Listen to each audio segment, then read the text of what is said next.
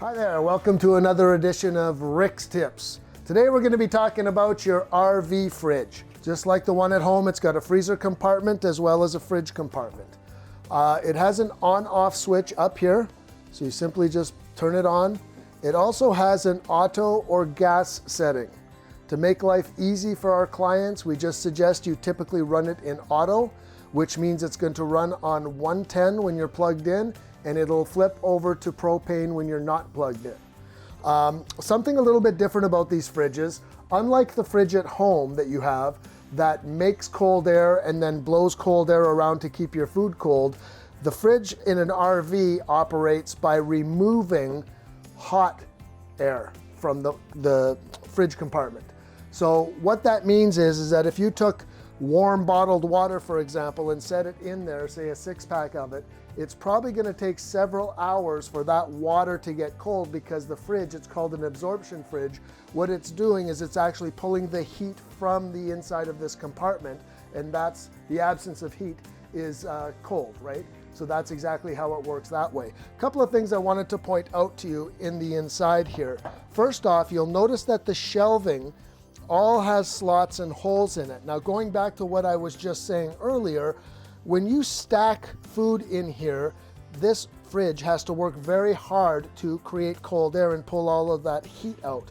So these are slotted to allow for air movement between the shelves, and of course the shelves are adjustable.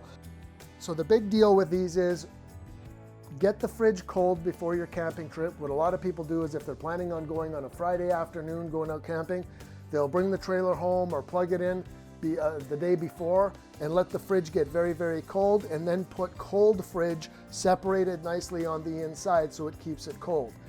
One more thing, unlike the fridge at home, you don't stand here and decide what kind of lettuce you're going to put on your salad. For every 60 seconds that this door is left open when it's operating, it takes approximately 1 hour to get that cold air back in the inside. So it's very important that you understand that it works that way. And they work excellent. They're very, very well insulated.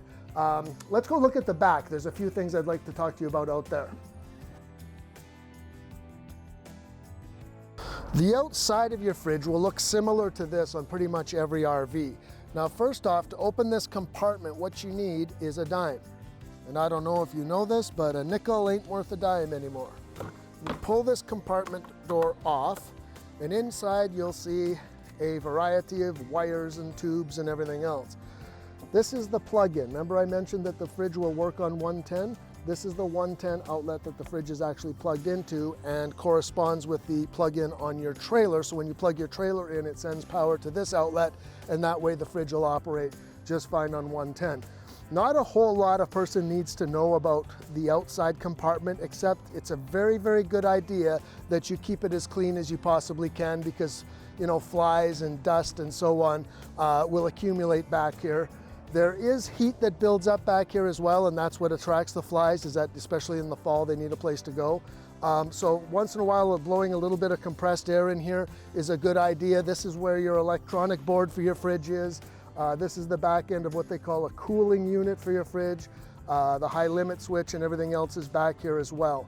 I did mention earlier that these fridges are very, very well insulated, and from time to time people will say, hey Rick, we're going to be going from Edmonton to Banff and it's a 4-hour trip. Can I leave my fridge running on propane while I'm running down the road? Great question. My answer is don't. As long as the fridge is cold to begin with, what you'll find is they're so well insulated, these fridges, is that if all your food and everything in there is cold, you'll lose about 1 degree per hour in transit. So unless you're going to Vancouver Island or something like that, I wouldn't be overly concerned about the perishables that are in the fridge. Hopefully that's helpful, guys. We'll see you next time with another one of Rick's Tips.